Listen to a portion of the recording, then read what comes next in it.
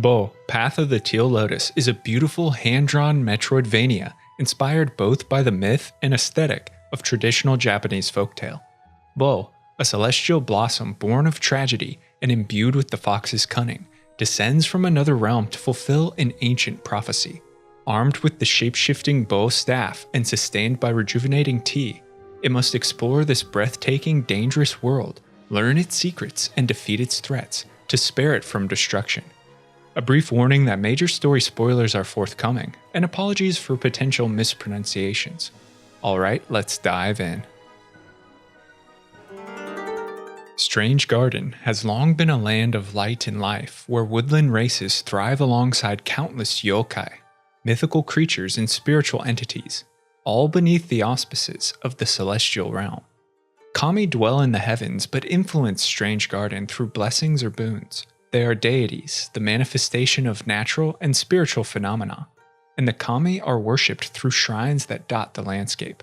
One such blessing are the tentaihana, or celestial blossoms, that descend from a higher plane. When a kami ejects a fraction of its mystical power, most commonly shed through tears, this ejecta inhabits the bud of a blossoming flower and transforms into a tentaihana. Affiliated with tears, celestial blossoms are imbued with tragic purpose, representations of sorrow, but yet filled with a hope not so easily extinguished. Each tentaihana has both a floral affinity, given to the species of flower from which they emerge, and a faunal affinity, which determines the form their body takes and their temperament. Such tentaihana appear in the beautiful but fragile sakura cherry blossom, the lotus petal, and the vibrant sunflower, while common forms are the rabbit, the fox, and the badger. All are given a celestial relic from the kami, a powerful tool that enables them to fulfill their purpose. Like flowers, tentaihana are destined for beautiful but short lives. They're born for one great moment, then wither with the changing seasons. Some live longer than others, but impermanence is inseparable from their existence, and once their duty is realized, all tentaihana wither as their spiritual essence returns to the kami. To rejuvenate themselves and postpone withering, many tentaihana bask in the warmth of the sun while sipping tea. Celestial blossoms appear across Strange Garden, an extensive realm made up of several smaller regions, each with their own tribes, ecosystems, and struggles.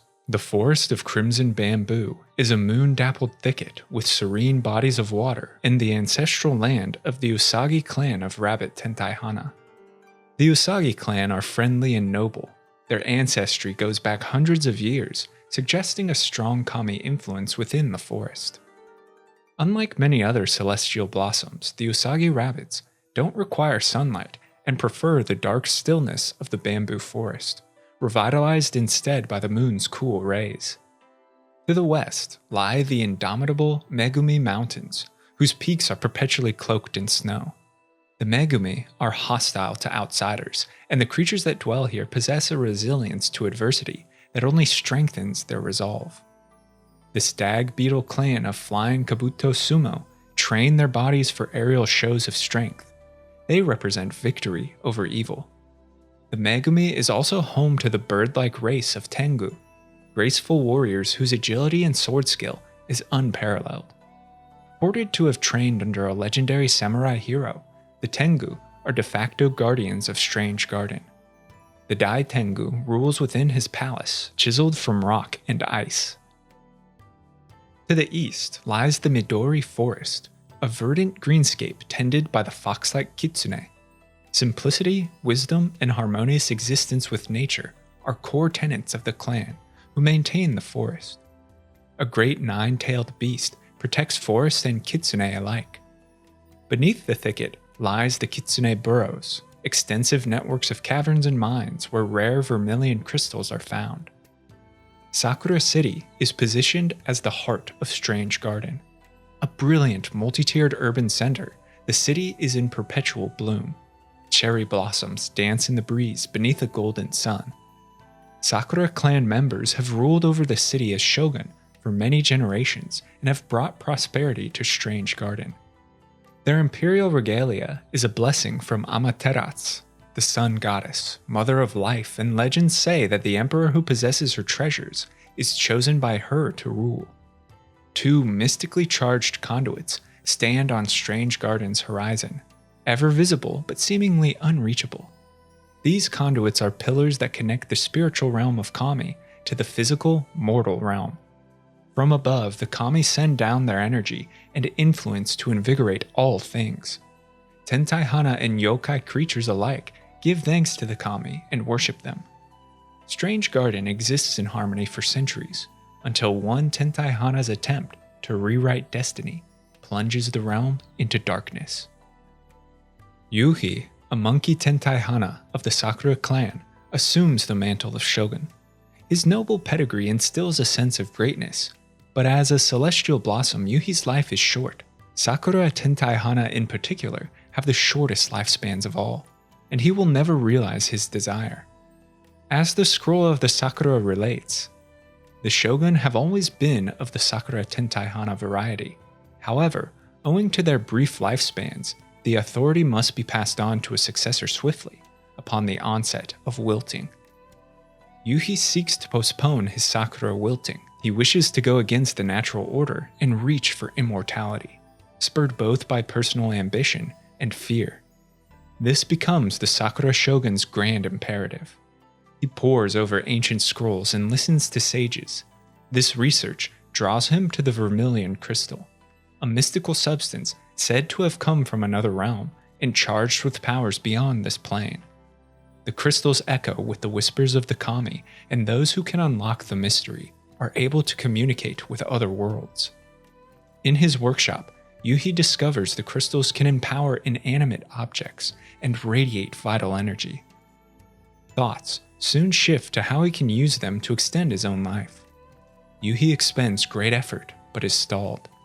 Resignation hangs over the Sakura shogun, but a chance meeting with another brings glimmers of hope. Asahi, a wolf tentaihana of the morning sun, burns with optimism and vitality. He carries as his celestial blessing a teal key that is tied to his life's enigmatic purpose. Yuhi sees the key as a symbol. With it, he will unlock the next step in his grand imperative. He takes Asahi in as a pupil and adopts him into the Sakura clan as a brother. He tells Asahi of a dream. He wishes to bathe all of Sakura City in sunlight and bring harmony to his subjects, while disclosing nothing about his hidden quest for immortality. Under the pretense of helping the tentaihana of Strange Garden, the pair use Asahi's celestial blessing to fabricate an artificial conduit between worlds, using as energy source the vermilion crystals. But rather than sending spiritual energy into the celestial realm, this conduit instead pulls energy from the Kami and uses it to power an impressive apparatus. In a flash, Sakura City is bathed in eternal sunlight. An aura of protection and warmth fortifies the tentaihana within. As long as the sun remains in the sky, their lives are extended significantly. A monument is erected in the city's central plaza to honor this achievement and the work of Asahi. The Sakura shogun remains aloof and mostly hidden in his workshop. For him, the greatest reward is his secured immortality. But this comes at a significant price. Sightings of a terrible yokai spirit called the Gasha Dokuro coincide with the conduit's construction. The Scroll of Darkness tells us that the Gasha Dokuro's origins are shrouded in mystery. Its appearance ominously followed the construction of the castle's artificial celestial conduit. Some speculate a link, yet the truth remains elusive. Born of unresolvable anguish, the Gasha Dokuro serves as a grotesque symbol of the dire consequences of the shogun's rule. This titan is a creature of impenetrable darkness made of the bones of the fallen. Though Sakura City radiates golden light, the yokai's massive shadow lurches beyond the horizon and is seen as an ill omen. Additionally, the artificial conduit consumes vermilion crystals at a lightning pace. To keep it powered, the shogun issues an imperial decree that all crystals within his realm must be collected. But soon, Yuhi is forced to look beyond his borders to sustain Sakura City's eternal luster and his own eternal youth. A period of expansion follows, in which the shogunate impresses its authority on the other regions of Strange Garden. Samurai retainers demand obedience of Megumi Mountain, the sprawling tea gardens to the east, and the Midori Forest. These lands are rich in vermilion crystals and represent continuation of Yuhi's dream, especially the caverns beneath the Kitsune burrows. But the shogun is blocked by the Kitsune's spiritual guardian and is unable to gain entry to the forest. In his stead, he sends cunning and quiet Asahi to collect the crystals, through violent force if necessary. The Sakura shogun, blinded by his ambition for transcendence and historical renown, grows exceedingly harsh. He orders the razing of villages that defy his order. His agents spy on all of Strange Garden, and he sends Asahi to eliminate any threat to his vision. Though Sakura City remains radiant, the greater lands suffer in fear and oppression. They grow dark in the shogun's tyranny. And disquiet begins to stir within Asahi's mind. It seems that since the conduit was erected, the sun goddess Amaterasu has disappeared. As a tentaihana born from the sun flower, Asahi shares a deep connection to the sun kami, and his life is tied to her will.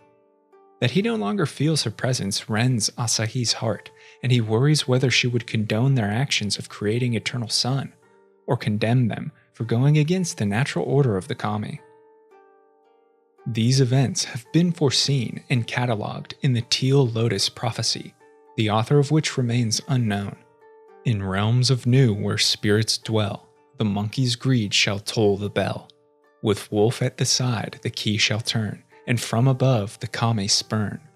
With shards of fire vermilion glow, they seize the sun's celestial throne. Yet as they reach to grasp the sky, their arrogance shall draw the ire.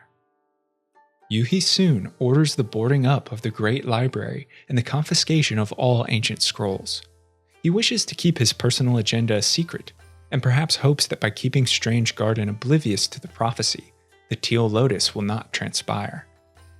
For some time, the Sakura shogun continues his endeavor, but after a period, even the burrow's rich crystal veins dry up, and Yuhi's immortal dream is again cast into uncertainty. His imperial spies report that the Usagi clan of the Crimson Bamboo Forest have been hoarding a wealth of vermilion for seemingly no purpose other than as ornamentation for their huts.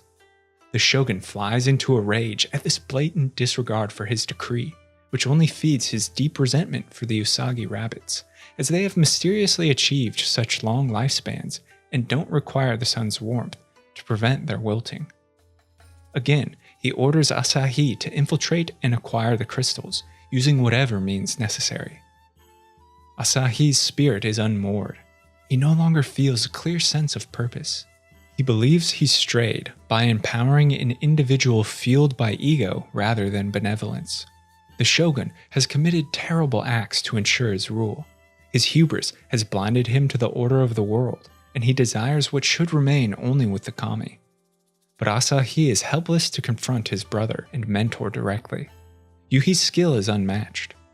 Anger simmers within Asahi as he stalks the Crimson Bamboo Forest. By order of the shogun, he unleashes atrocity. Asahi massacres the Usagi clan. He pillages their stores of vermilion crystal, burns down their huts, and scatters those few who remain to the winds. His master, the shogun's immortality is secured, but at what cost? Two things, diametrically opposed to one another, emerge from the destruction of Usagi village. The first is the strengthening of the Gasha Dokuro. As an entity of pure malice fueled by anguish, the skeletal titan draws power from Usagi death. It marches on Sakura City. The city's bubble of sunlight is a strong defense, but it might not prove enough to withstand grief's onslaught. The moon hangs full and low on the night of this heinous act, from which another entity is born. A single tear, filled with the Usagi clan's grief, descends from the heavens and inhabits a flower of the Teal Lotus. Asahi witnesses the diminutive figure emerge, a tentaihana cloaked in the raiment of the lotus and filled with tragic purpose. This little fox radiates an awesome and significant energy, an aura that kindles hope within Asahi that had been extinguished. And this is where Bo's tale unfolds. As the ancient tale speaks, once in an age when the celestial balance grows turbulent, a new warrior shall arise. This tentaihana, gifted with the affinity of the fox, a natural enemy of the rabbit, shall bear no ill will in its heart. Yet it shall be burdened with a heavy responsibility to restore equilibrium to a troubled land. The scroll of the Usagi clan refers to the birth of Bo.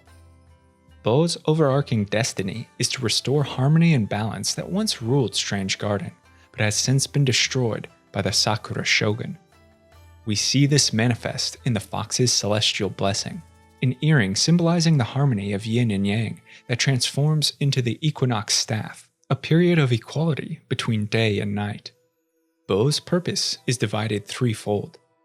First, the lands of Strange Garden must be repaired. The crimson bamboo forest is a charred husk and the Usagi rabbits have fled. The kitsune burrows are overrun with spiders and other fell yokai spirits. The Tengu have retreated from the skies and are sequestered in the ice caverns. And above all of this, the Gasha Dokuro's silhouette drifts across the horizon.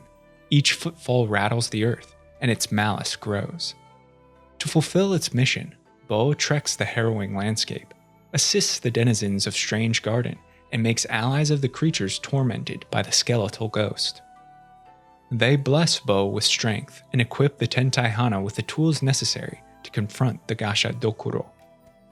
Time presses, however, as the wandering titan continues to gather strength, and its dark hatred is nearly enough to besiege Sakura City. It's fueled by strange occurrences.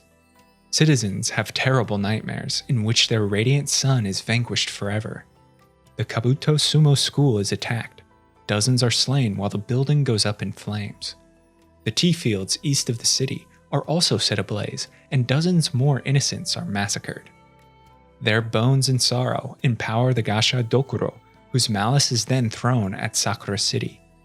It shatters the artificial conduit's protective bubble. Night reigns over the city, and the streets are quiet with fear.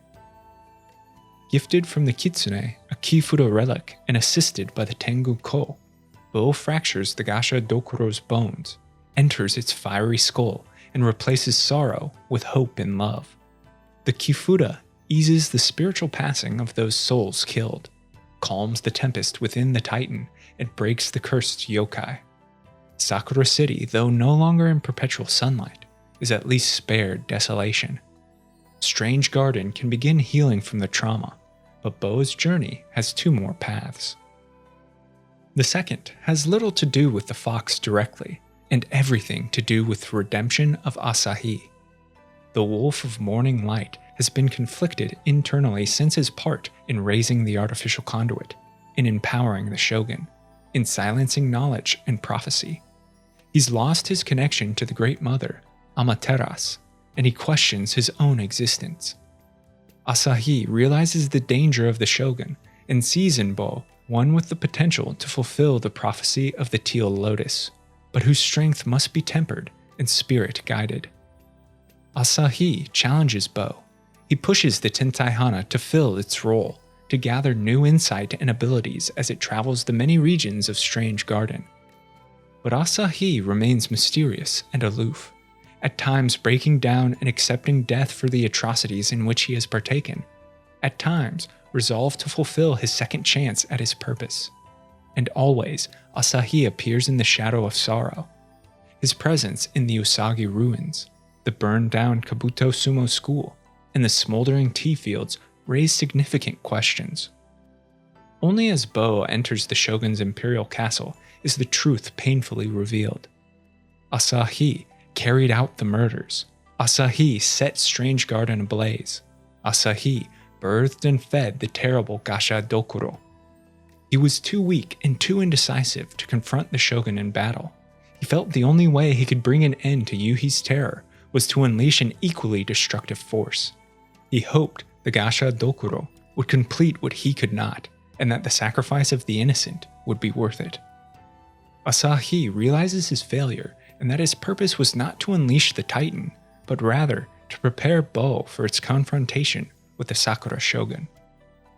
Asahi is the symbolic key to unlock the Teal Lotus prophecy.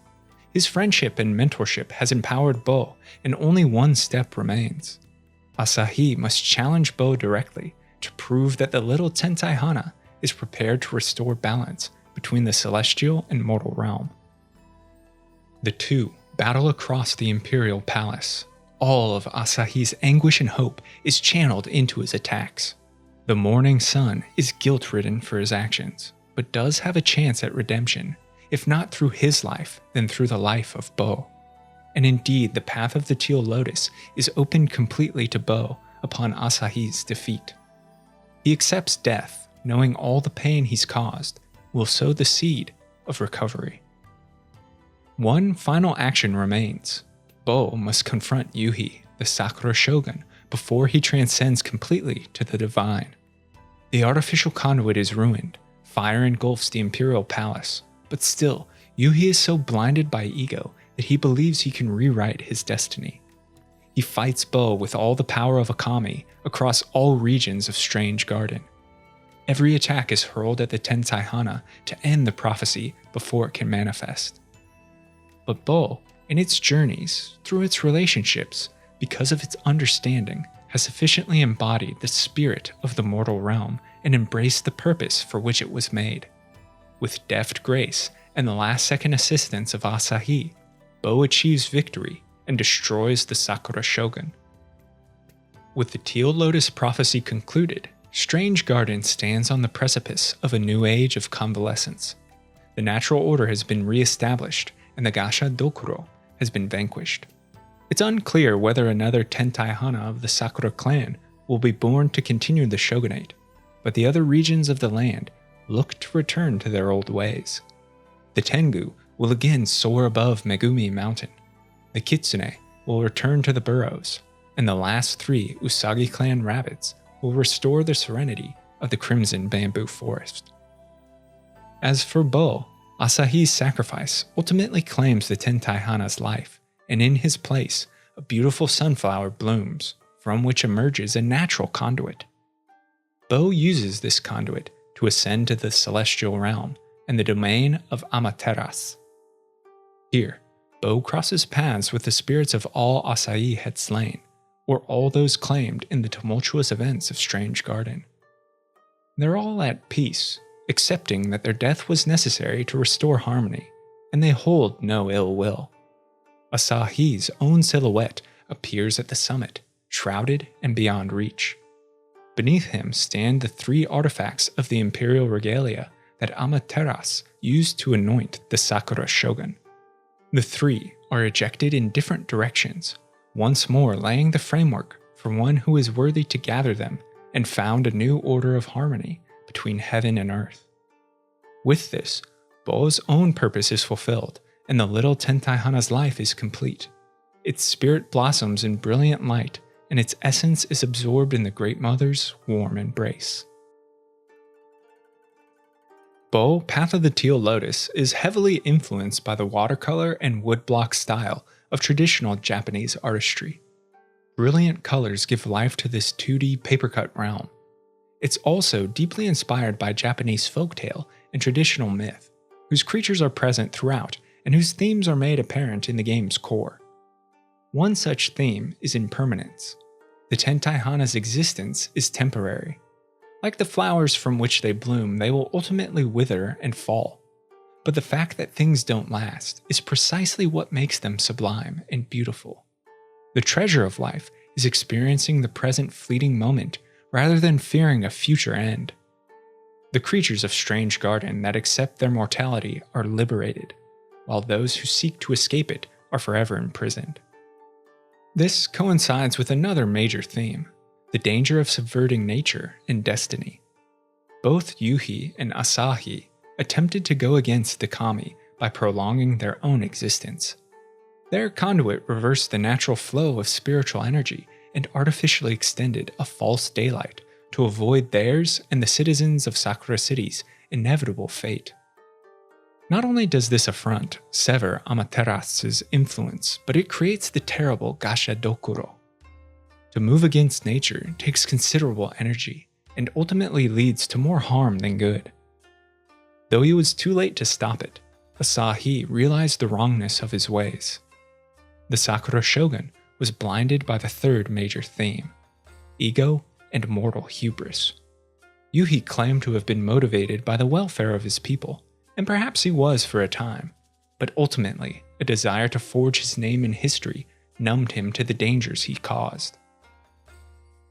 The shogun's desire for personal transcendence put all of Strange Garden at risk, and his ego caused Sakura City's near annihilation.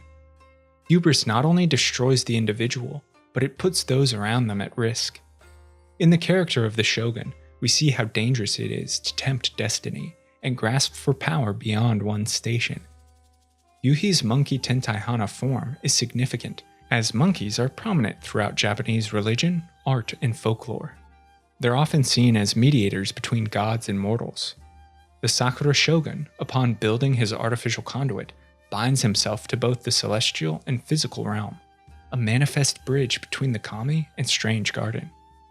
But the monkey has also earned a reputation as a trickster and selfish imitator.